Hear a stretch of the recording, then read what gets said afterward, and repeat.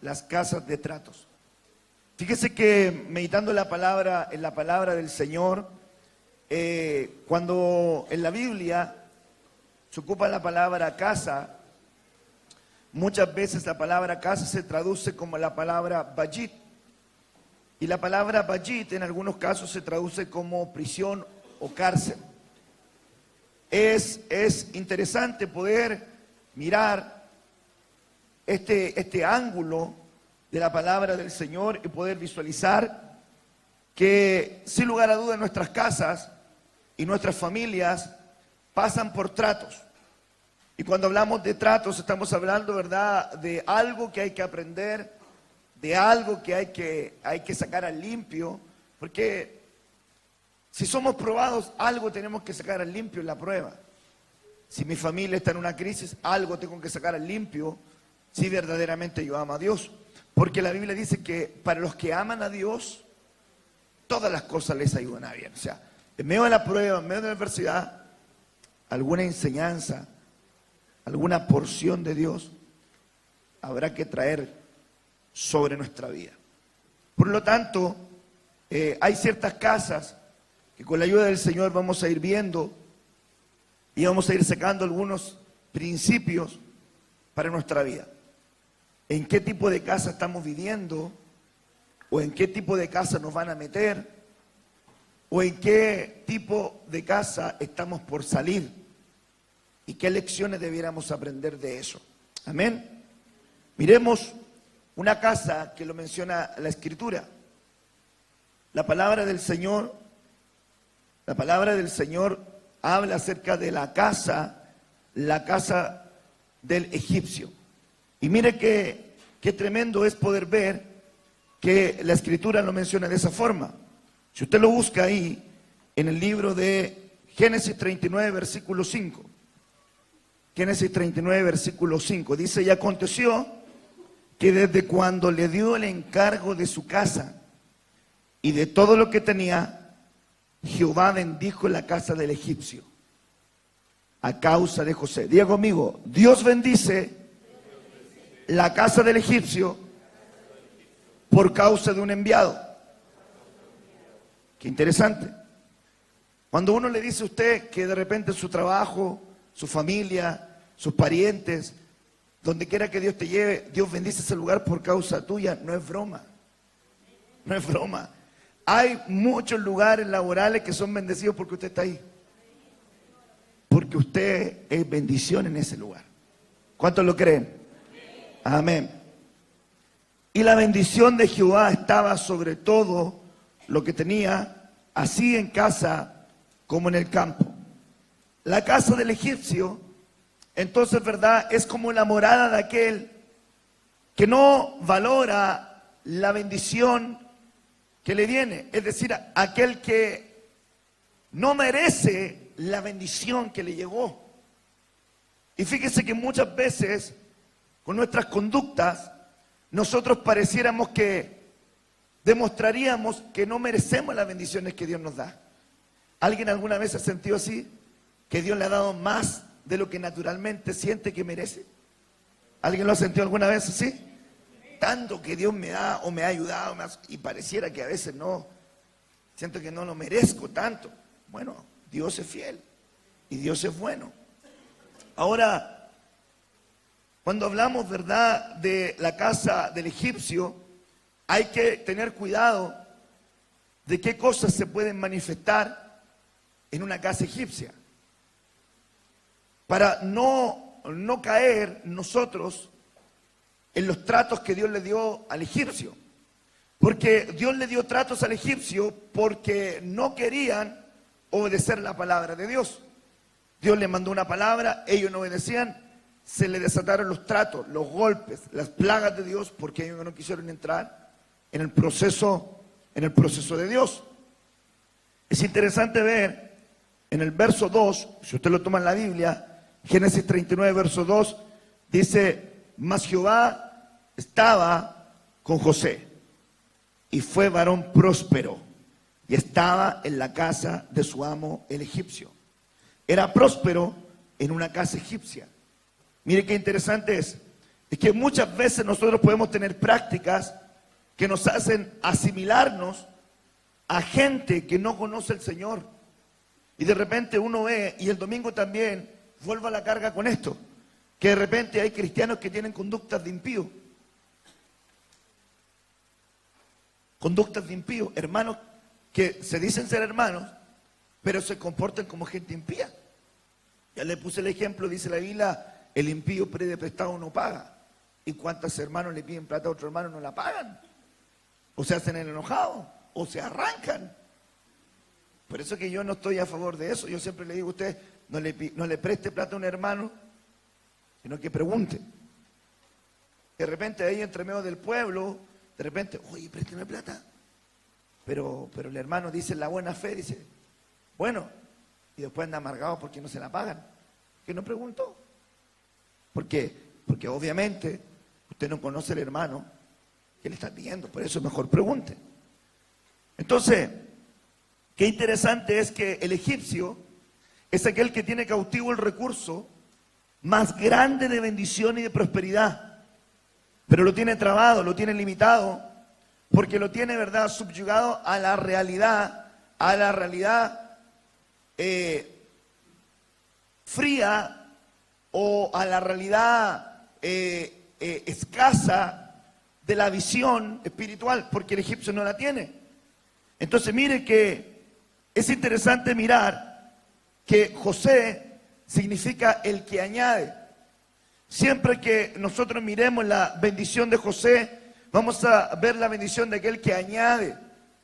Y José, donde quiera que iba, añadía bendición, añadía ayuda, añadía prosperidad, algo traía José. Sin embargo, el potencial de José no se manifestó totalmente en la casa de un egipcio.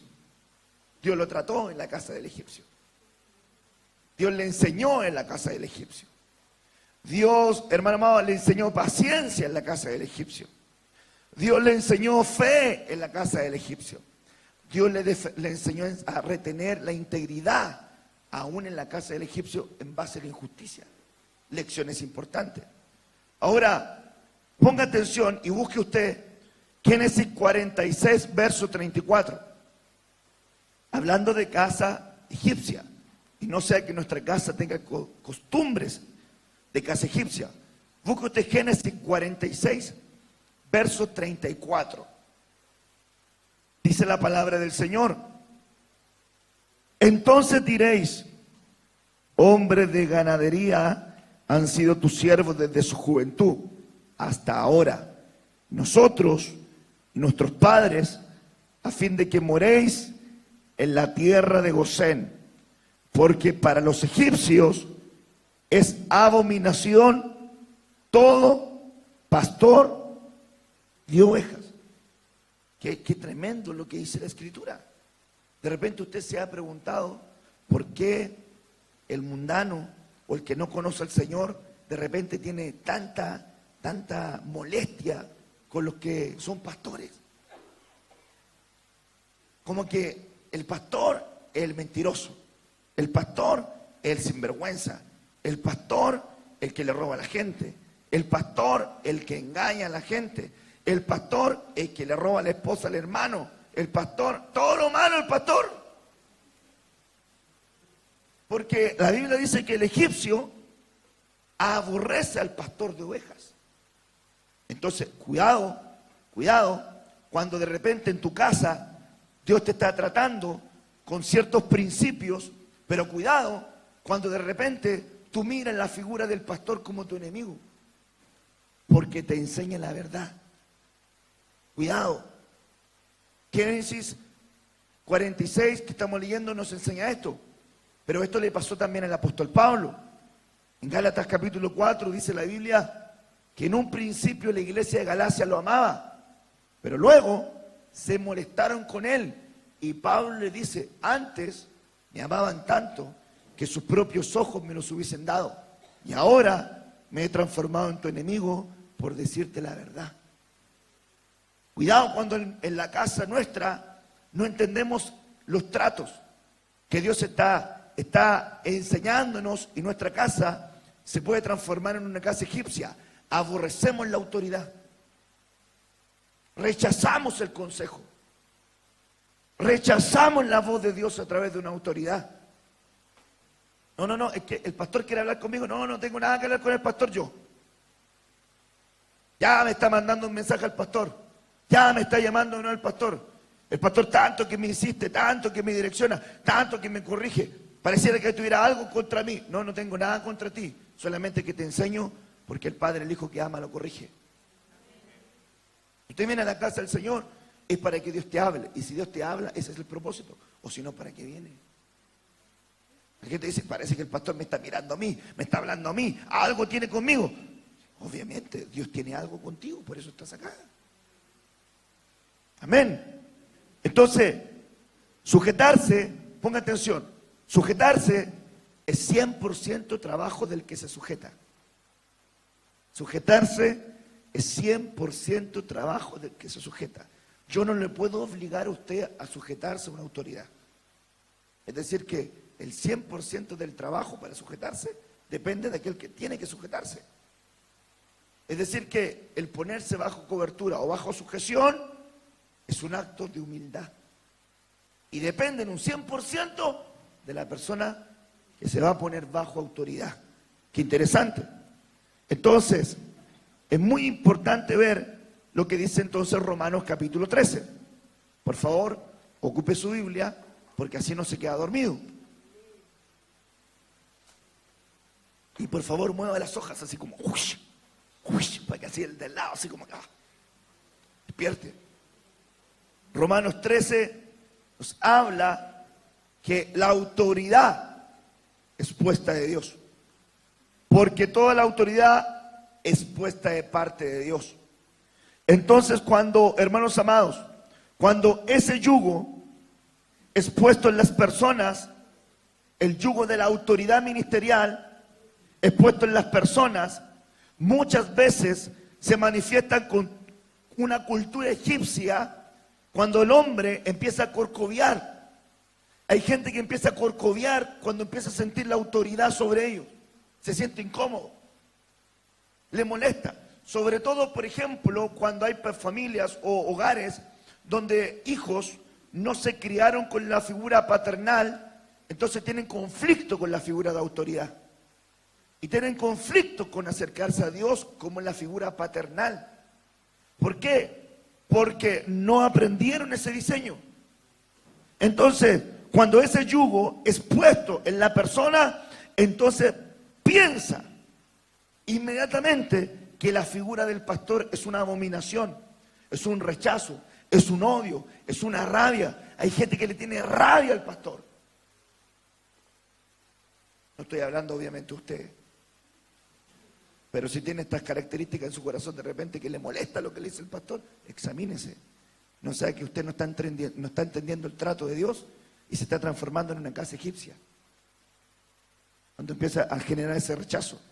Entonces, qué importante es que si esa persona no rompe ese sentir de molestia, cuando le hablan, cuando le enseñen, si no lo acepta, entonces su casa no va a disfrutar del potencial del José, de aquel que le añade, porque no lo va a valorar.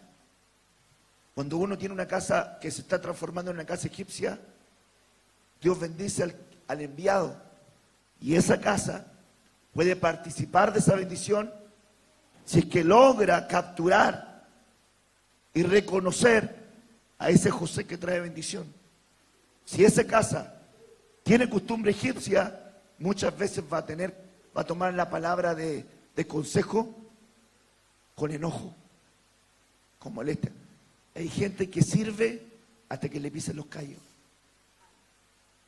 Ay, diga conmigo, ay. Hay gente que, hermano amado, puede servir en la alabanza, en la puerta, servidor, en la alabanza, todo bien, hasta cuando lo meten a pelea corta. Cuando lo meten ahí en pelea corta y le empiezan a corregir, ahí el hermano empieza así. Oh, ay, como que, no, cuando usted le hago este gesto y al tiro usted se acuerda de alguien. Empieza a corcoviar y empieza, ay, como que no le gusta, como que de repente hay una mala respuesta. ¿Por qué? Porque tiene costumbres de casa egipcia. Es abominación la autoridad pastoral. Busque usted Génesis 43, verso 32. Génesis 43, verso 32, por favor. Dice la Biblia, y pusieron para él, aparte, y separadamente para ellos, y aparte para los egipcios que con él comían, porque los egipcios no pueden comer pan con los hebreos, lo cual es abominación a los egipcios. Ponga atención, les servían aparte. No podían comer el pan juntos. Hay gente, hermano amado, que tiene costumbres egipcias porque realmente no tolera la sana doctrina.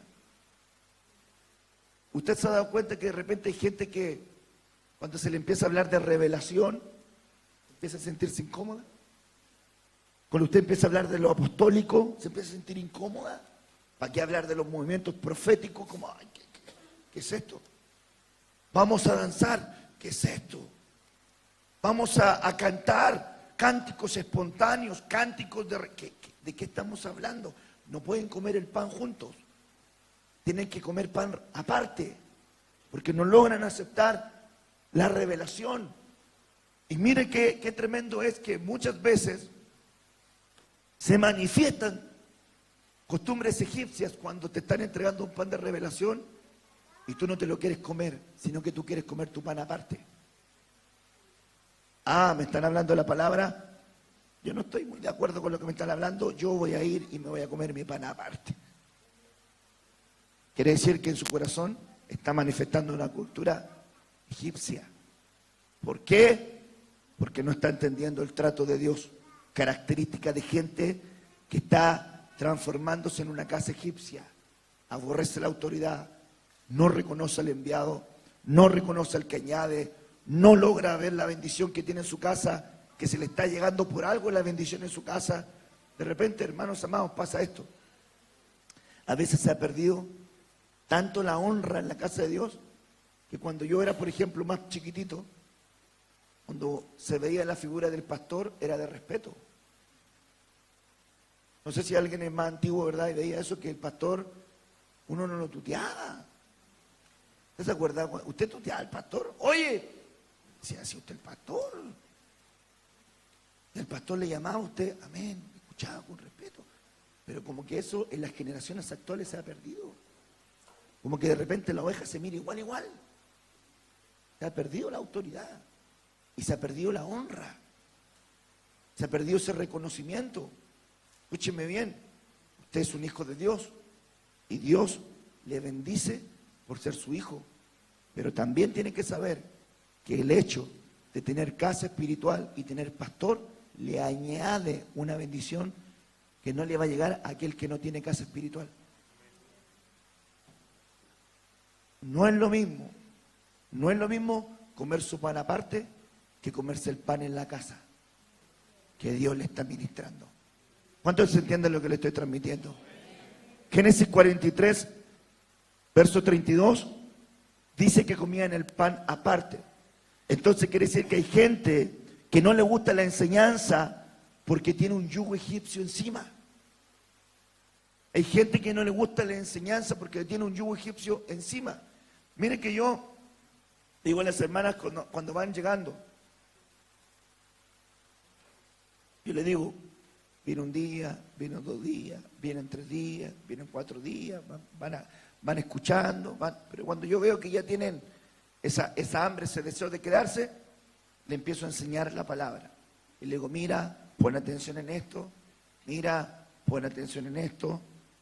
Fíjese algo, hermana, la importancia de la señal del velo en la mujer, que es una doctrina, ¿verdad?, apostólica. La mujer debe llevar señal de autoridad sobre su cabeza para orar, para profetizar. Debe, no es si quiere, debe. Dice 1 Corintios 11. Entonces yo le digo, ¿cree usted en la Santa Cena? Si creo, tiene que creer en el velo porque está en el mismo capítulo. O si no, tendría que quitar esos versículos. Pero alguien que no tiene un yugo egipcio encima, dice, sí, a ver, voy a indagar, voy a preguntar si tengo dudas. Sí, no lo había visto, lo entiendo. ¿Por qué? Porque estoy dispuesto a comer el pan de la revelación. Cuando uno tiene un yugo egipcio, antes, hermano amado, que le expliquen, no estoy de acuerdo con eso. A mí no me parece eso. No, yo no. No lo hago nomás, no lo hago nomás. ¿Se ha dado cuenta que hay gente así? Que antes de que le expliquen, antes de indagar, antes que le enseñen, ya está en contra de todo. Es de la familia Contreras. Contra de todo, hermano. Mire, unos jovencitos que están allá, el jovencito que está aquí, Juan Sebastián Rodríguez, Querubín es su otro apellido. Mi respeto. ¿Qué se llama Querubín? Él se llama Querubín. Ya, escúchenme bien. Conocieron a mi hermano cuando él fue a predicar a Medellín y estaban en una iglesia. Pasó el tiempo y ellos, ¿verdad? Le salió el trabajo al hermano y estaban orando por un trabajo y el Señor los sacó de Colombia y los trajo aquí a Chile. Y se acordaron que habían conocido a un pastor allá en Medellín que era de Chile. Entonces empezaron a buscar los datos y diste con mi hermano, ¿verdad? Y le dijo, no, la iglesia está en tal parte. Listo. Hasta ese paso hizo mi hermano. Los jovencitos que están allá, el joven que está allá, llegaron al templo con su esposa. Y llegaron y miraron. Y vieron a las hermanas que estaban con velo. Y vieron a los hermanos ellos vieron algo que no conocían. Entonces, ¿qué dijeron? Alejandra le dijo a Sebastián, no, eso no es para mí. No, eso no es para nosotros. Entonces se fueron. Le estuvieron dando bote. Aquí, allá, allá. Y nunca había hablado conmigo. Nunca hablamos. Y yo le preguntaba a mi hermano, ¿supiste de esos jóvenes que un día vinieron y todo lo demás? Sí, me dice, le he dicho, pero no vienen. Y un día andaba un mensaje de audio de un terremoto, de esos que mandan en cadena, ¿se acuerda usted? Y mandan cadena, cuando dicen, viene un terremoto de Chile, cáigame simpático, pues hermano. Nosotros desayunamos arriba de los terremotos, pues. Cuando dice, usted también le dicen ahí, si la Biblia, ponga atención, los megaterremotos están reservados para la gran tribulación, solamente para que usted sepa. Los megaterremotos, ahí aparecen, dice la Biblia, megaterremotos. Y van a venir terremotos porque es una parte de la señal del tiempo del fin. Y vendrán terremotos, pero los megaterremotos están mencionados en la gran tribulación, entre paréntesis. Para que también cuando venga el terremoto no caiga en histeria, sino que Dios va a guardar tu casa, tu familia y a tus hijos. Amén. Entonces, el joven, aludido allá, le llegó un audio en cadena. Y la curiosidad, dice un dicho por ahí, me llama, se consigue un número mío y me llama y me dice, aló, pastor, ¿tú mandaste el audio de un terremoto? Entonces yo le dije, no, pero me alegra escuchar tu voz. Tú no te puedes ir a ninguna parte sin escuchar lo que te tengo que decir, porque tú no puedes evaluar una iglesia por lo que ves, tienes que escuchar primero. Así que te espero tal día. Ya, pastor, y llegaron. Entonces yo lo senté ahí y le dije, ¿cuál es tu duda? Pastor, esto. Y yo le mostré por la Biblia lo que era. ¿Cuál es tu otra duda? Pastor, esto. Y le mostré por la Biblia lo que era. Pastor, el velo. Y le mostré por la Biblia lo que era. Pastor, esto. Y le mostré por la Biblia lo que era. Pastor, tenemos que quedarnos. Nosotros no fuimos de eso nomás. Ah, ya, es perfecto. Entonces, te espero aquí esta semana y te vas a estudiar este discipulado. Y no quiero problema, lo van a estudiar. Y se lo leyeron el discipulado. Y después cuando lo terminaron, venía el siguiente año. Me dijeron, pastor, ya estudiamos todo el discipulado 1. ¿Será que nos permite pasar al 2? Y yo le dije, no. Porque una cosa es que usted lo lea y otra cosa es que usted venga a la clase. Así que tiene que venir a la clase. ¿Listo, pastor? Y vinieron a la clase. Y ahora, hermano amado, intente echarlo.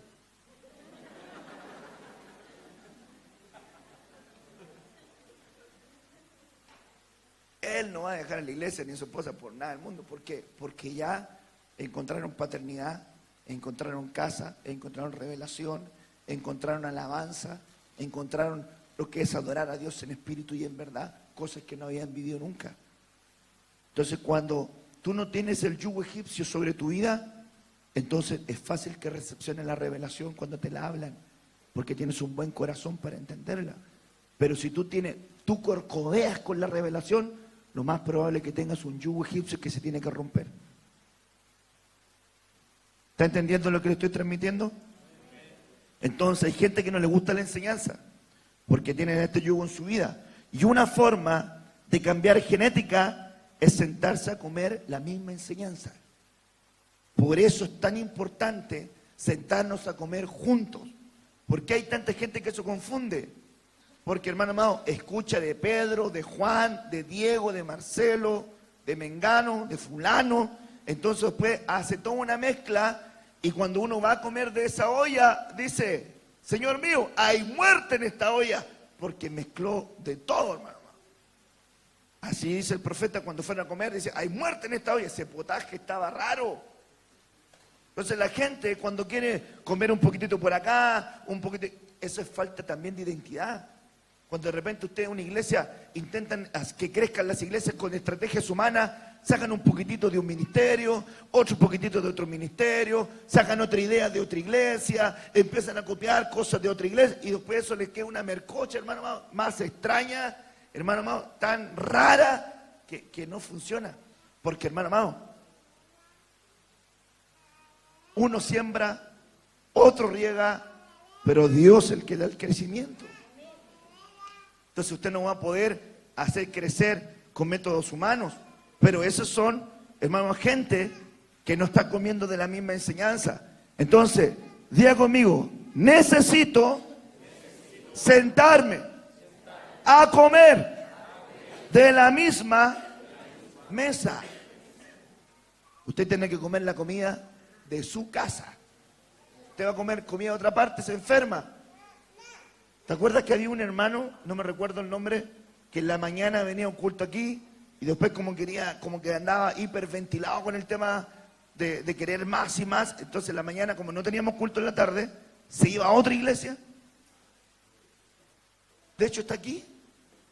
¿Quién es? ¿Quién es? Confiésalo. Entrégate.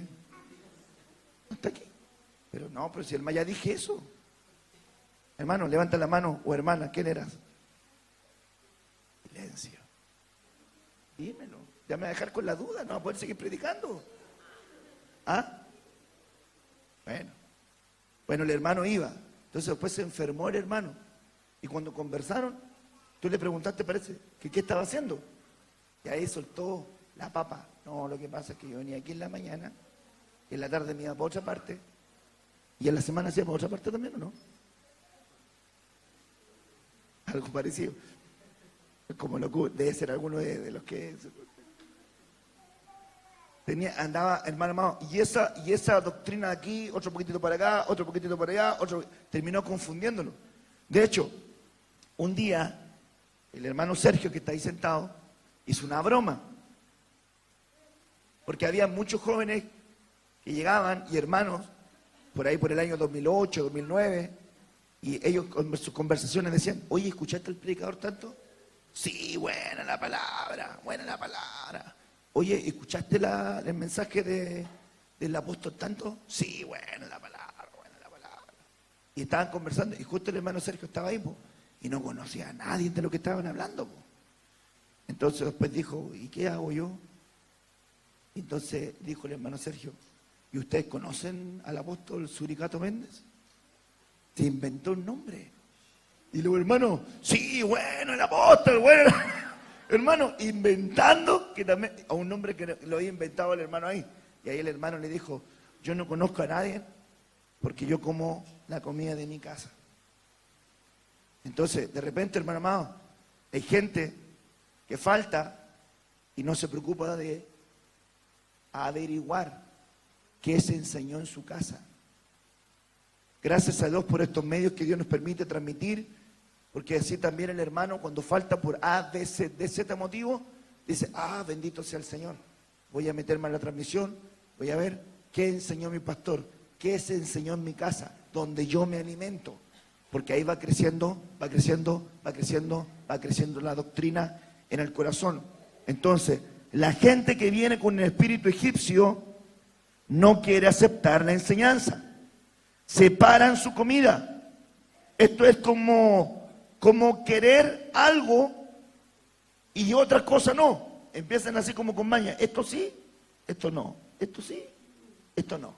Eso es lo que dice la Biblia, que 7 mujeres echarán mano de un hombre y le dirán, permítenos comer nuestro pan, solamente danos tus ropas.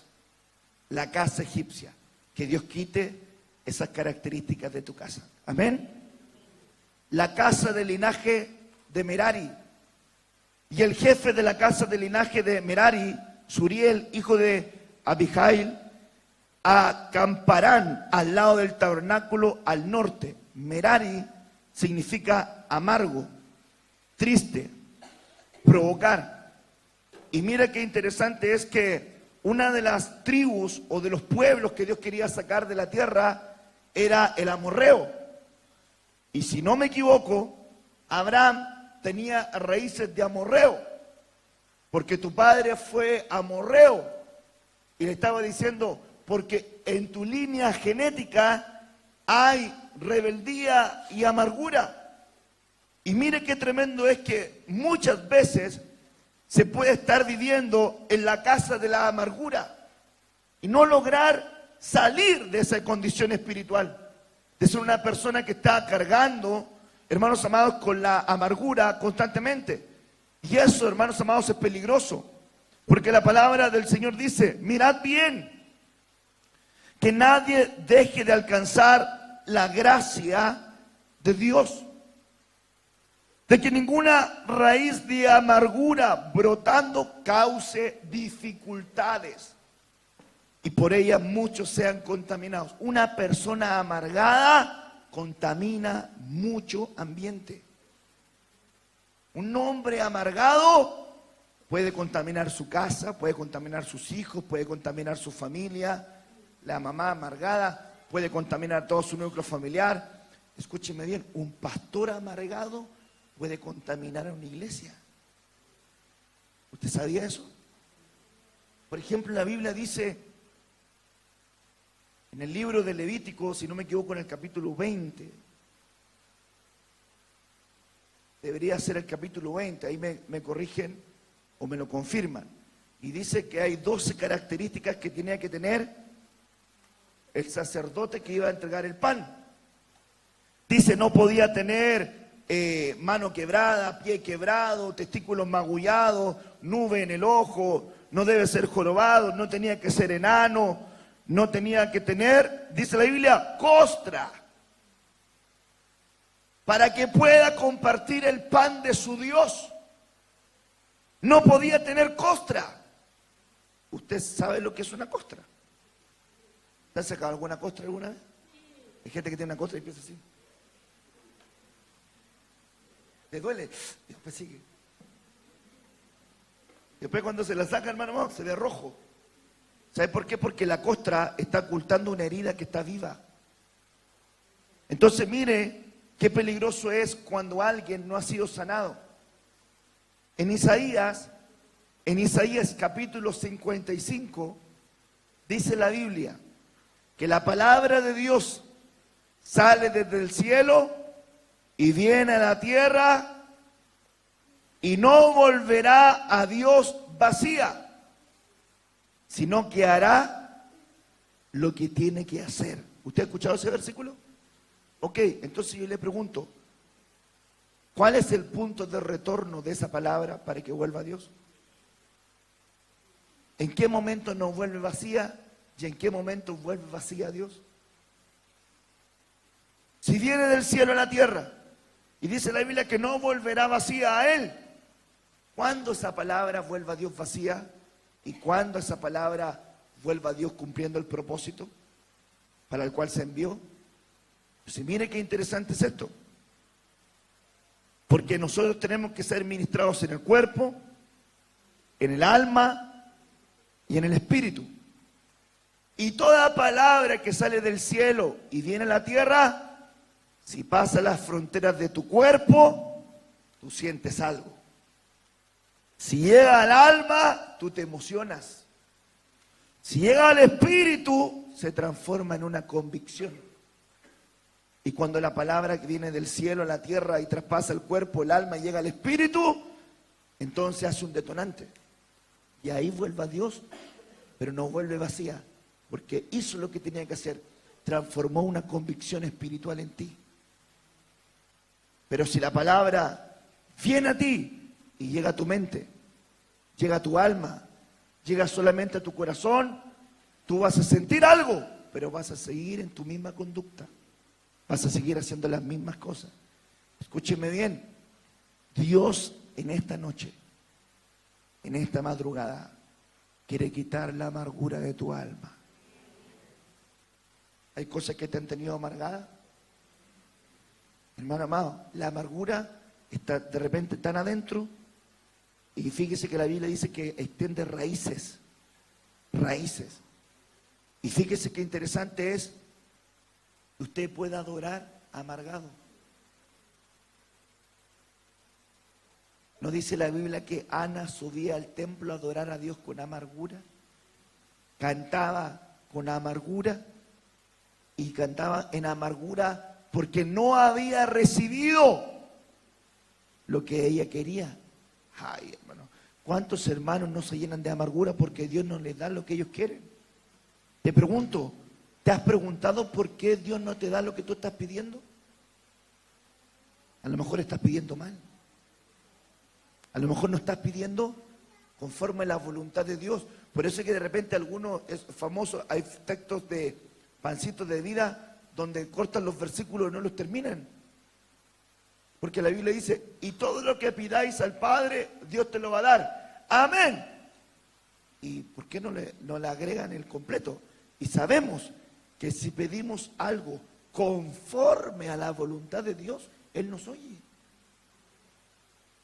Creo que Dios me dé algo, pero ¿está de acuerdo a la voluntad de Dios? Y el hermano se amarga porque no le dio Dios lo que él quería. Y dale con la petición, y dale con la insistencia, y de repente, ¿será la voluntad de Dios? ¿Será que lo que estoy pidiendo está en la voluntad de Dios?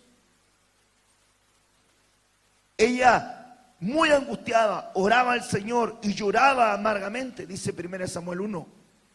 Ahora interesante es que la casa de este Merari es la casa del amargado. Hermano amado, no es más terrible, hermano, que vivir con alguien amargado. Nadie quiere estar con el amargado. Por eso, hermano amado, usted tiene que quitar de su vida la amargura. Quitar de su corazón la amargura. Miren qué interesante es que la palabra amargura también viene de la raíz que significa rebelión.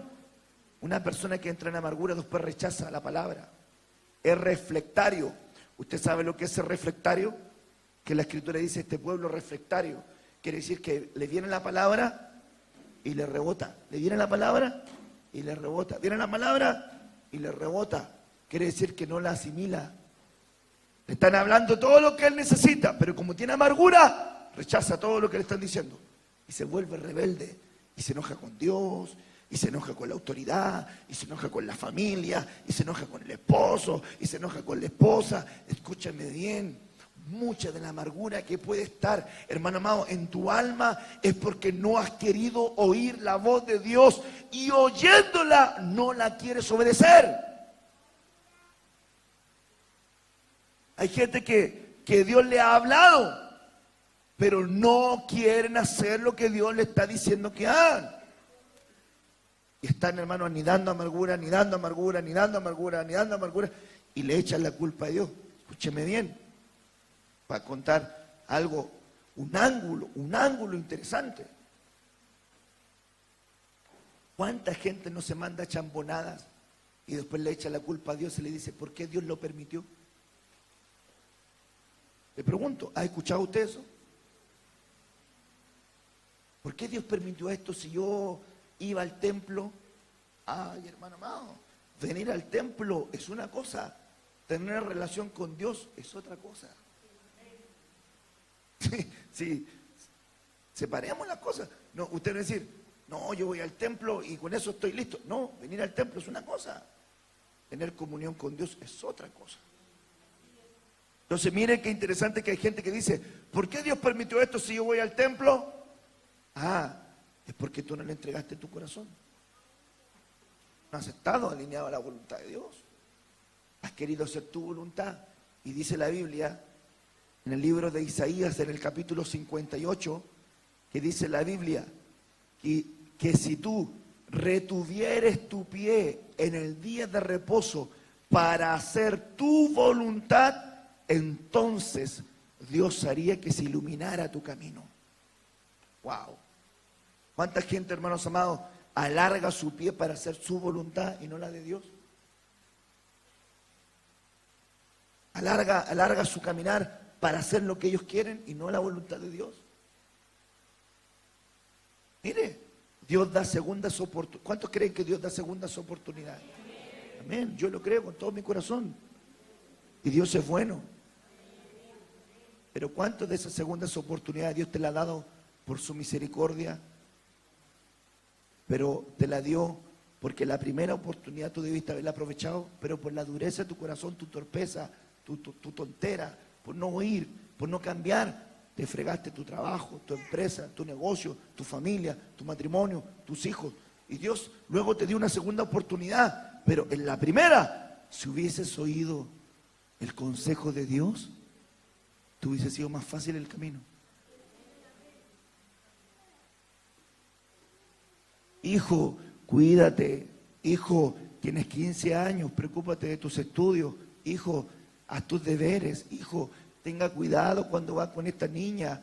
Hijo, está muy chico para salir con la niña. Hijo, cuidado, no la vaya a dejar embarazada, porque usted todavía tiene 16 años, hijo, le puede complicar la vida. Todas las cosas les van a llegar en su tiempo. Mamá, está embarazada la Luchita. Bruto, pues hermano, le están diciendo. Entonces después le cambia todo el escenario para toda la vida. ¿Pero por qué? Porque no escuchó. Me recuerdo un hermano joven en una iglesia que yo iba cuando era más pequeño. Me dijo un día, hermano Ronald, Dios me está probando. ¿Por qué? Porque dejé embarazar a mi novia. Esa no es prueba, le dije. Esa no te está probando Dios, sinvergüenza. ¿Cómo es posible, Coberial? ¿Cómo es posible? Le echa la culpa a Dios. Hay gente que le echa la culpa a Dios de su amargura. Ruth 1, versículo 20. Dice la palabra del Señor. Y ella le dijo, no me llaméis Noemí, llamadme Mara, porque el trato del Todopoderoso me ha llenado de amargura. Porque él le echa la culpa a Dios de su amargura. Si la Biblia dice que Elimelech tomó a su familia, a su esposa, se lo llevó a Moab, y allá murió él, murió su hijo Malión, que León, nombres lindos para sus hijos, considérelo. Maleoncito, ¿qué leoncito venga para acá? Original. Lo llevó a Moab y murió el papá y sus dos hijos. Pero fue una decisión que ellos tomaron. No fue una decisión que Dios les dio. Entonces cuando fueron allá, murieron. Y cuando ella vuelve, dice, no me llamen Noemí, llámenme Mara, llámenme amargura, porque el trato del Todopoderoso me ha amargado. ¿Cuánta gente no está en amargura porque le ha echado la culpa a Dios de sus malas decisiones? ¿Cuánta gente tuvo un problema con un pastor y justifica su descarrío porque tuvo un problema con un pastor? Va a llegar un momento que se te van a acabar las excusas. Va a llegar un momento que se te van a acabar las excusas. Usted no puede decir, tuvo un problema con un contador, que todos los contadores son malos. Tuvo un problema en una iglesia, no puede decir, todas las iglesias son malas. Uno tiene que aprender también a examinar su corazón. Entonces que en esta vigilia, mírese en tu corazón y diga, tengo amargura. Me he estado transformando en un hombre amargado. Escúcheme bien, hay gente que no disfruta las cosas más sencillas, porque está amargado. De repente llega usted a la casa, entra y le da una patada al perro. ¿Y qué le hizo el perro? Pobre perro. todo el día ¿ah? Si el perro hablara, hermano amado, todo el día el perro ahí solo. Y cuando te llega te mueve la cola. Y cuando vienes tú, ¡pa! Corre, pobre perro, hermano. Ese perro tiene amargura. ¿Por qué no lo quieren? Dicen todo el día esperando una caricia y ¡buah! Una chuleta. Sí, literalmente vida de perro. Gente dice tiene una vida de perro. Claro que, hermano, pura patada. Entonces, amargado. De repente, hermano amado, gente, como el dicho, que ven el vaso siempre medio vacío y no lo ven medio lleno. Por ejemplo, me alegró escuchar el otro día que me dijo Diego, ¿dónde está Diego Jofré? Ahí está Dieguito Jofré, o Fabián parece. ¿Con quién me quedé conversando el otro día contigo, verdad? Y estábamos hablando de la hermana Lidia, le preguntaba, ¿cómo está tu mamita? ¿Por qué falleció su papito? Y dice, bueno, ahí está mi hijita, avanzando. ¿Y qué agradecido? Le pregunta yo le pregunto a él, ¿y qué agradecido? Sí, está contenta, agradece al Señor. Yo dije, qué bueno, qué bueno. Porque fíjese que hay gente que se le muere ya un papito que está adulto y dice, ¿por qué se fue? Pero lo tuvo 90 años. Lo tuvo, ¿cuánto? ¿80 años? Casi 90 años. Hoy otro caso, casi 100 años. ¿Por qué no ver el vaso medio lleno y decir, gracias a Dios, porque me lo regalaste 90 años para estar con él? ¡Wow, hermano amado! Entonces de repente uno, ¿por qué no agradece los momentos simples? Por ejemplo, este momento, ¿por qué no agradecerlo a Dios? ¿Sí o no? Porque usted está con un hermano aquí en un lugar. Mire, hay gente que en este momento están en la calle a lo mejor, como el hermano Tito acá, tomando, ¿verdad? No va a pensar que el hermano Tito se pegó un trago, era jugo, ¿verdad?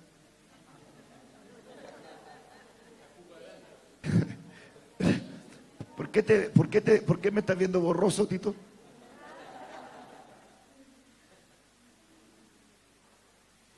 Gente que puede andar, hermano amado, tomando, bebiendo, drogándose, gente engañando a la esposa, al esposo.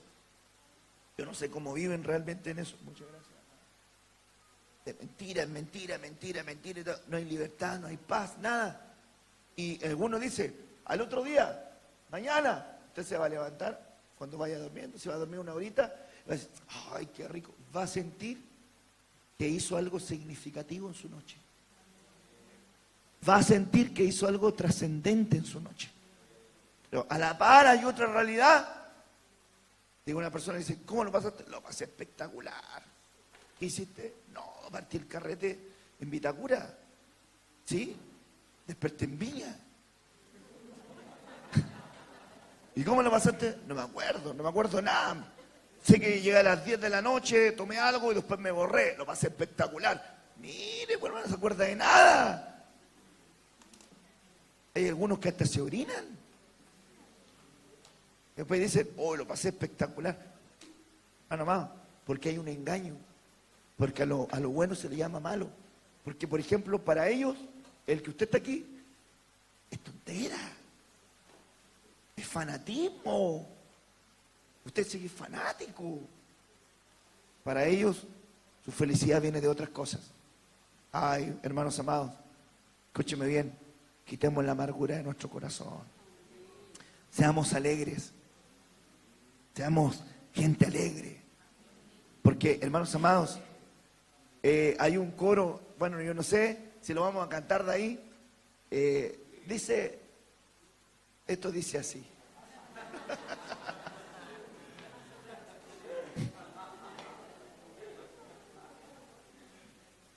Que dice, ¿por qué estás tan triste? ¿Por qué estás llorando? ¿Por qué teniendo a un Dios tan grande? Ahí le entra como una figura media dramática. ¿Por qué sangra la herida de tu corazón? ¡Wow! Pero mire la canción. ¿Pero tiene verdad o no? ¿Por qué de repente andamos tan tristes pateando piedra, hermano, más así como, oh, y todo mal, y todo mal, y no te das cuenta que eres heredero de las promesas más grandes y benditas de la palabra de Dios? Que cuando partas de este escenario, de esta tierra, hay un Padre eterno que te está esperando en una morada divina y que, hermanos, estarás perpetuamente con Él. Y ahí dice la Biblia que terminarán tus obras, terminarán tus lágrimas, terminarán tus dolores, terminarán tus angustias y vas a estar con Él perpetuamente. ¿Y por qué no dar gracias por eso? ¿Por qué no dar gracias a Dios porque estoy aquí en la casa de Dios y Dios me permite alabar a Dios? De repente uno mirara el vaso, hermano amado, medio lleno, no medio vacío, uno diría, wow, Dios me ha ayudado con mi casa, Dios me ha ayudado con mis hijos, Dios me ha ayudado en mi matrimonio. A lo mejor no, hermano, escúcheme, hermana, usted no tiene el matrimonio, el esposo que usted quisiera.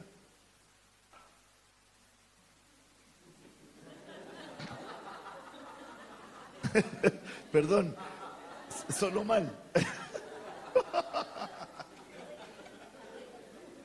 Pero, los efectos de la madrugada. A lo mejor usted no tiene el esposo que usted quiere, pero tiene el esposo que necesita. Ah, güey. Bueno, sí. Mire, a lo mejor no tiene el hijo que usted quisiera, pero tiene el hijo que necesita.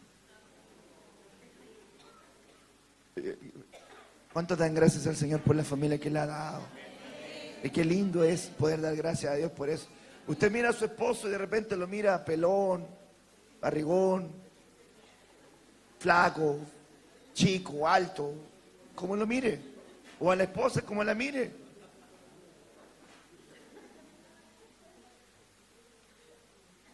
Dar gracias a Dios. Otro escenario, por ejemplo, la hermana Eli que está aquí presente.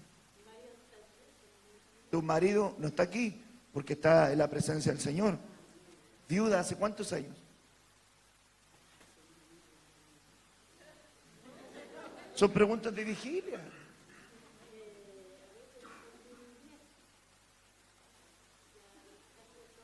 Casi 8 años. 8 años. Ok, pero miren, yo le dije a ella, fíjate que la Biblia dice que había una mujer que había enviudado, pero servía al Señor con vigilias y oraciones en la casa. Escúcheme bien. La Biblia dice, Pablo dice que el consejo de él, preferible diría, yo aconsejo, esto lo digo yo, dice, sería mejor que no se casaran, que podrían servir al Señor. No estoy diciendo que tu marido era una carga, era una bendición en tu vida. No tuviste el tiempo que Dios te lo regaló, pero ahora ya sabes que Él está descansando, está en la presencia del Señor. Ay, ¿cuál está tu disfrute? ¿Dónde está tu disfrute? En el Señor. Estar aquí, gozándose. Y de repente, hermanos amados, qué lindo es poder aprender de los procesos de Dios. No dejes que el enemigo te llene de amargura tu alma, porque te va a hacer que siempre veas las cosas negativas. Te va a hacer siempre ver lo malo en todas las cosas. Pero cuando Dios sana tu alma, vas a empezar a ver las cosas con una mirada de fe. Es decir, Dios me va a ayudar en esto. Dios va a hacer algo con esto. Yo he servido a Dios. Yo he amado a Dios. No soy perfecto, no soy perfecta, pero sé que la palabra de Dios dice que Él hará memoria de mi servicio, que Él hará memoria de mis ofrendas, que Él hará memoria de lo que ha hecho. Así que si tu esposo no está acá, si tu esposa no está acá, si tus hijos no están acá, recuerda que Dios no se va a olvidar de ti. Dios se va a acordar de los olvidados y Dios va a hacer un milagro en ti, pero persevera en la oración, pero no dejes que el enemigo te llene de amargura. Si no, vas a estar solamente siendo un agente de contaminación para la gente que esté contigo. Amén. Mire, la casa de Abinadab. Segunda de Samuel 6, versículo 4. Una casa bien interesante desde el punto de vista que tenemos que ver. Porque la Biblia dice, y cuando lo llevaban de la casa de Abinadab, que estaba en el collado con el arca de Dios, Ahío iba delante del arca. Abinadab significa padre de una promesa. Abinadab era un hombre sacerdote. Hay una palabra que estuvimos predicando hace algún tiempo en las estaciones de la presencia, y el diseño original de ese tema era poder reflejar las estaciones donde pasó y estuvo el arca. El Espíritu Santo le dio otros cauces a esos cultos y se fueron por otro surco. Fue bien lindo esas enseñanzas, ¿verdad? Pero me llamó la atención que esta Abinadab, el arca del pacto se había perdido, se había extraviado, y en un momento toman el arca del pacto y la dejan en la casa de Abinadab, que significa padre de una promesa.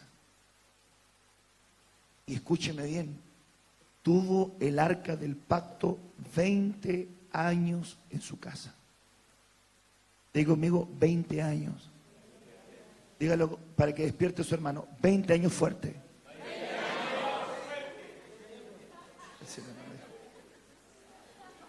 20 años, hermano amado. Lo tuvo 20 años. Ahora, los tratos de la casa de Abinadab, ¿cuál fue el trato que él no aprendió? Él no valoró la presencia de Dios en su casa. No prestó atención a la bendición que estaba en su casa. Y lo más terrible es que no le enseñó como sacerdote a sus hijos a valorar la presencia de Dios.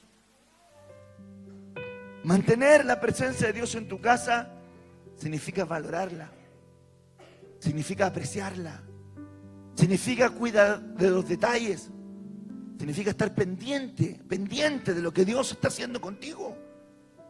Mire que Abinadab estaba ahí, 20 años no la valoraba y no le enseñó a sus hijos, y David se entera de esto, dijo, yo quiero llevármela. Y va a la casa de Abinadab y dice, vengo a buscar el arca. Era el rey, ni modo, llévesela ahí. Ahí estuvo 20 años, menos mal, porque yo quería ocupar ese espacio, quería poner ahí un plasma y no podía ponerla por este mueble. Llévesela. Y cuando se la llevan, dice la Biblia que Ahío iba delante del arca. Ahío, para que usted sepa, significa su nombre, la persona que ocupa su razonamiento, una persona que analiza y una persona que siempre procesa intelectualmente. Necesita de la soledad, es un ser individualista, no le gusta el trabajo en equipo, le gusta muchísimo filosofar de las cosas. Ahío podría haber sido un gran científico, un sociólogo, un escritor, un estudioso de ciencias, porque el nombre Ahío entrega la idea de que era un hombre que todo lo procesaba intelectualmente. Por otra parte, su hermano Usa significa fuerza, es decir, él actuaba más que pensar. Y la mezcla perfecta, el razonamiento y la fuerza, nunca van a poder cargar la presencia de Dios. No es con fuerza, ni tampoco con tu vano razonamiento. De repente usted puede decir, escúcheme bien, nuestro Padre Celestial es el dueño y Señor de su iglesia. Jesucristo tiene el control de la iglesia y del cuerpo de Cristo, de esta congregación y de todas las congregaciones que le permiten que Él sea el mero jefe. Entonces, mucha gente ha dejado de dejar que Dios guíe, que Dios guíe. Y muchas veces se han ocupado mucho razonamiento para llevar las cosas de Dios, e inclusive fuerza humana para intentar llevar las cosas de Dios. Y uno fracasa, así fracasa. Yo te quiero enseñar el trato de la casa de Abinadab. En el trato de la casa de Abinadab, aprenda a valorar la presencia de Dios en tu casa. Y enséñale a tus hijos a valorar la presencia de Dios. Enséñale a tus hijos que todas las cosas vienen de la mano de Dios. De repente tu hijo te va a pedir algo y tú tienes el dinero para comprárselo, pero enséñale que ore, que se lo pida a Dios. Papá, ¿sabes qué? Necesito unas zapatillas. Hijo, pídele a Dios, Dios te las puede dar. Y cuando él ore y le pida a Dios, tú vas con él y te dices, mira, Dios nos proveyó esto para comprarte esto, hijo. Tu hijo va a aprender que todas las cosas vienen de la mano de Dios. Enséñale a valorar la presencia. Fue tan impactante lo que hizo Ahío, que cuando iba con el arca, dice la Biblia, que tropezaron los bueyes y Ahío lo toca y muere. Perdón, Usa muere. Toca Usa y muere. Porque con fuerza intentó sostener la presencia de Dios. Ahío, por otra parte, el razonamiento. Y lo más terrible es que ninguno aprendió la lección. Abinadab no aprendió a valorar la presencia de Dios en su casa, ni la enseñó a sus hijos. Ay, hermano, ¿cuántas familias no tienen la fe cristiana y sus hijos no saben ni orar? ¿Ha conocido gente así? ¿Ha conocido gente que pasan 40 años en el templo y no saben pedir la bendición por los alimentos? 30 años sirviendo al Señor y no saben San Juan 3:16. No saben ni el Salmo 23. Hermanos amados, y ni siquiera le han enseñado a sus hijos a orar. ¿Cuántos pequeñitos le dicen, no le voy a enseñar a orar porque es muy chiquitito y no sabe? Enséñele a orar. Enséñele a orar. Traspásale a tus hijos lo que ellos van a ir cargando en su corazón y lo que ellos van a ir administrando y van a ir cuidando, porque estos son tratos que Dios nos tiene que enseñar. El trato de la casa egipcia, el trato de la casa de la amargura, el trato de la casa de aquel que no aprende, que tiene una promesa pero no la aprende. Ahora, que Dios en esta noche, en esta madrugada, te enseñe a valorar la presencia de Dios. Que en esta noche el Señor rompa el yugo egipcio que puedes tener sobre tu vida, que te hace corcoviar cuando la palabra te está hablando. Que en esta noche el Señor quite la amargura para que el trato del Todopoderoso que está haciendo contigo no lo malinterpretes, sino diga, ay, Dios está enojado conmigo, Dios no me escucha, Dios no me ama, Dios no quiere. No. Deja que Dios haga su obra en ti. Deje que Dios hay cosas que usted no va a entender. Y por más que le busque el ángulo, no las va a entender. Pero hermano amado, te aseguro que Dios tiene la solución ahí más cerca de lo que tú esperas. Amén. Mire, la casa del escriba Jonatán. Qué bonito es este versículo para poder sacar esa enseñanza. Los príncipes se airaron contra Jeremías y le azotaron y le pusieron en prisión en la casa del escriba Jonatán, porque la habían convertido en cárcel. El verso 20 dice, ahora pues oye, te ruego, oh rey, mi señor, dice la Biblia, caiga ahora mi súplica delante de ti y no me hagas volver a la casa del escriba Jonatán para que no muera allí. Gente que maltrata la revelación, gente que no reconoce la inspiración divina, demasiado religioso. Yo le voy a decir algo.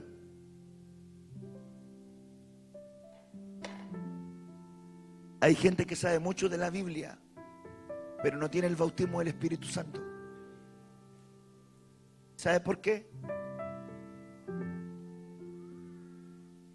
Porque el profeta, la profecía, lo inspiracional muere en la casa del escriba que transformó el escrito en una cárcel. Su razonamiento ha hecho que no logre ser libre para poder tener las bandas de fe abiertas. Hay gente, yo lo he visto, hay gente que no sabe mucho de la palabra de Dios, que han sido bautizados. ¿Por qué cree usted? ¿Por qué cree usted? Gente que no conoce nada de la palabra y lleno del Espíritu. Y de repente Dios los bautiza y los llena. Y hay gente que lleva años y se sabe, hermano, ha leído, hermano amado, la Biblia como 4 veces en un año. En todos los programas de lectura bíblica y se transforman, hermano amado, en gente que en muchos casos se vuelve fría. Mire que aquí está Pablo Hurtado estudió profesor de religión, ¿verdad? Yo le dije a Pablo un día: Pablo, si vas a estudiar para ser profesor de religión, cuida tu fe. ¿Te acuerdas que te dije? No sea que después te enfríes. Muchos cristianos van a estudiar teología y la teología la anestesia la fe. Y después escuchan la palabra y dicen: bueno, eso no era tan así. No, es que eso no es tan así. Es que eso no me parece tan así. No, es que eso tiene otro ángulo. No, es que la hermenéutica dice esto. No, la homilética me enseña esto. No, el exégete de tanto dice esto. Y hermano, empiezan a filtrar todo. Y de repente hay alguien que está al lado que no tiene nada de eso. Y le dicen: Dios te va a bendecir. Y el hermano: amén, gloria a Dios, yo lo creo, y tal, y llora y se postra, y Dios le llena, y Dios le bendice, y Dios le prospera, y Dios le añade. Y el hombre que sabe todo no recibe nada. ¿Usted qué piensa de eso, que es injusto? ¿Hay alguno aquí que le ha pasado eso de repente?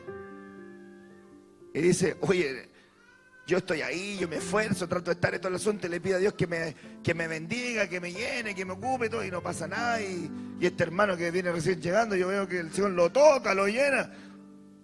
Hasta lo ocupado de unas personas que de una forma que yo no me imagino, y como que me da una rabia santa. Porque yo lo miro y digo: igual no es como que el hermano no ora tanto, ¿ah? Así de picota, y el hermano no ora tanto, ¿ah? Lo único que le falta es decir: gracias te doy, Señor, porque no soy como este otro. Ah, no. La casa del escriba Jonathan maltrata la revelación, la inspiración no la puede recibir porque es demasiado religioso. Es un esclavo de la letra. No es un esclavo del espíritu, es un esclavo de la letra. El profeta dice: no quiero morir en la casa del escriba Jonathan. No me permitan morir en la casa de aquel que ha hecho de la letra una cárcel. No me permitan morir ahí. Escúcheme bien, hay iglesias que por causa de la letra han matado el fluir del espíritu. Porque la Biblia dice que la letra mata. Y yo sé el contexto, porque el que no cumplía la ley moría. Yo sé el contexto en que se dijo que quien no cumple la ley muere. Por eso que la letra mata. Tomando un ángulo revelacional, la letra también te puede matar si no dejas que el Espíritu te guíe. Si solamente la tienes aquí y no descienda al corazón. Tiene que bajar la palabra al corazón. Hacer algo práctico. Jeremías dice: no quiero morir ahí. No quiero morir en esa casa. No quiero morir en la casa de la letra. No quiero morir en la casa de un hombre que solo sabe, pero no vive. Un hombre que solo sabe, pero rechaza lo profético.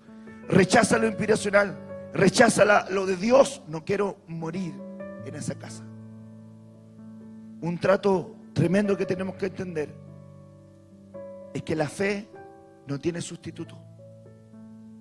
Y para el que cree, todo le es posible. No creo que usted va a tomar hoy día, esta noche, una palabra y la va a tomar, la va a creer, va a caminar en ella, y eso le va a bastar para ver un tremendo milagro en su vida. Porque lo tomó, lo creyó y caminó en eso. Y hay otro que no lo capturó porque estaba en la casa del escriba Jonathan. La letra se transformó en su cárcel. La letra se transformó en su cárcel. Qué tremendo.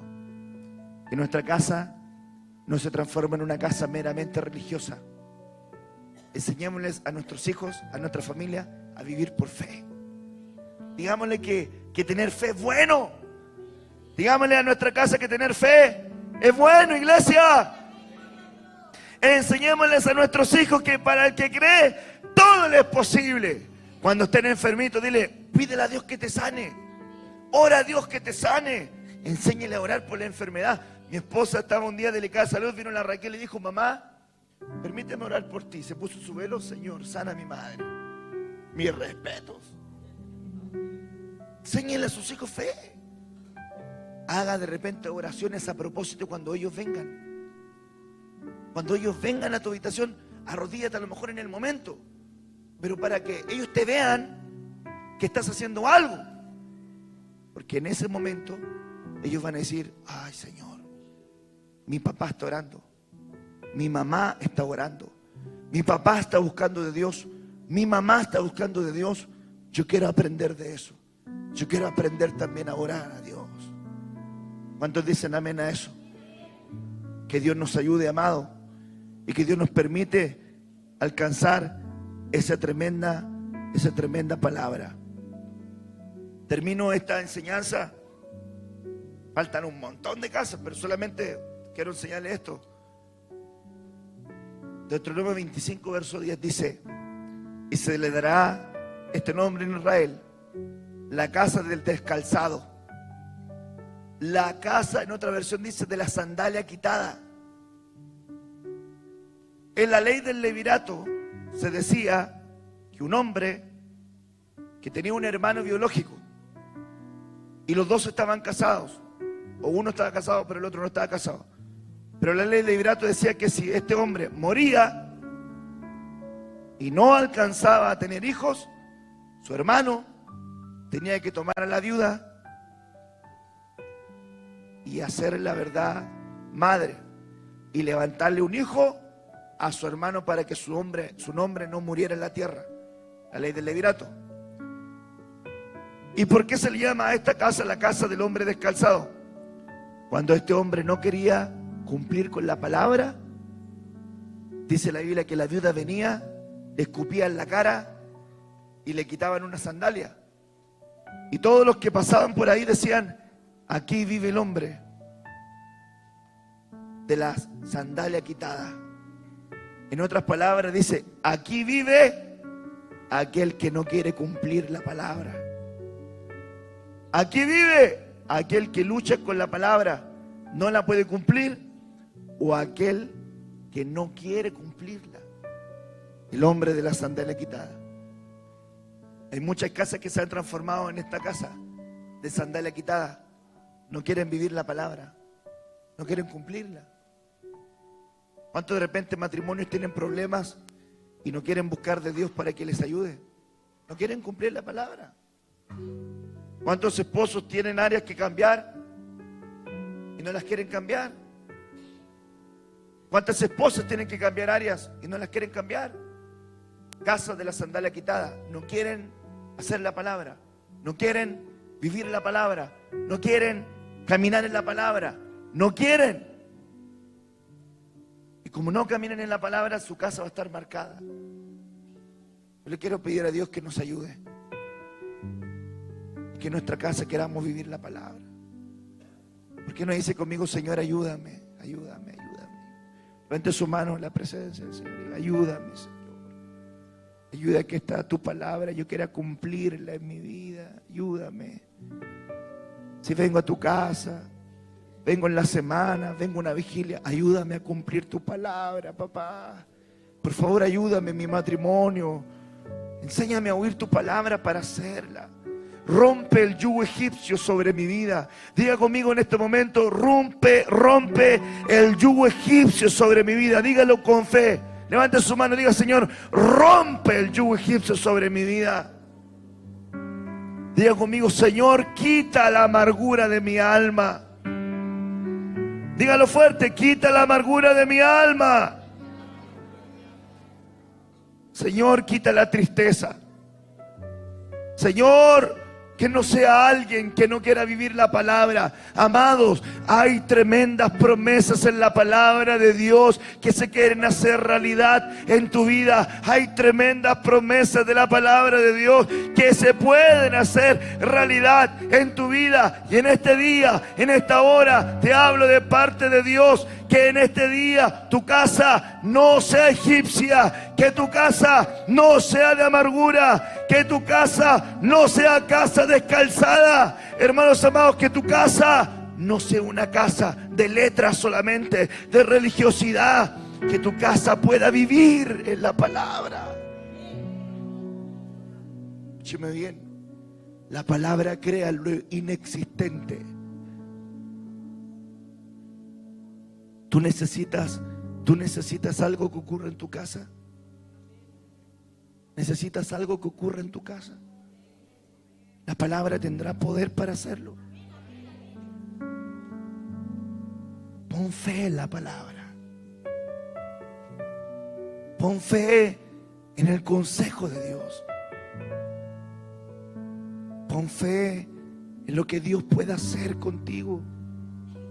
Pon fe en lo que Dios pueda hacer en tu hogar, en lo que Dios pueda hacer en tu matrimonio. Pon fe en lo que Dios puede hacer en tus finanzas. Pon fe en lo que Dios puede hacer en tu futuro joven. Pon fe en eso. Que el enemigo no te engañe, que no te diga, venga pensamiento en tu mente que eres tonto, que eres bruto, que no te la puedes, que no puedes con lo esto. Que quite esos pensamientos y dile a Dios: Señor, de tu mano proviene todo conocimiento. Toda sabiduría viene de tu presencia. Toda inteligencia viene de ti, Señor. Bendice, Señor amado, mis pensamientos. Dame inteligencia y ora por eso. Dame inteligencia, Señor. Activa la palabra. Activa la palabra. Activa la palabra. Activa la palabra. No dejes que la palabra profética muera en tu casa. Jeremías dijo: no me permitas morir en la casa del escriba. No permitas que la palabra profética que te sueltan muera en tu casa, porque no tienes fe, porque no crees. No permitas que muera. Tome la palabra hoy día. Tome la palabra, aférrese a ella. Hermano amado, amárrela, ánclela a su corazón, aunque ya se está haciendo así, porque las palabras dichas por un pastor en la congregación son como clavos hincados en el corazón de su pueblo. Y en este momento estoy poniendo un clavo de la palabra en tu corazón que va a quedar aquí y te va a decir: Señor, tú vas a hacer algo conmigo, tú vas a hacer algo en mi casa, tú vas a hacer algo en mi hogar. Yo quiero amar la revelación, yo quiero amar tu palabra, yo quiero comer el pan de la autoridad, yo quiero comer el pan de la enseñanza, yo quiero recibir la autoridad ministerial sobre mi vida. Yo quiero venir al templo y cantar sin amargura, sin tristeza. Quiero dejar de estar diciendo cosas negativas en mi casa. Hace rato que estoy diciendo cosas negativas. Hace rato que estoy hablando con amargura. Hace rato que estoy viviendo con amargura. Quiero quitar eso sobre mi vida. Y quiero ser de aquel que tiene las dos sandalias puestas. Este es el que cumple la palabra. Que pasen por tu casa y digan: aquí vive aquel que vive y cumple la palabra. Y tú puedas decir: ah, bendito sea el Señor, yo soy aquel. ¿Cuántos dicen amén a eso?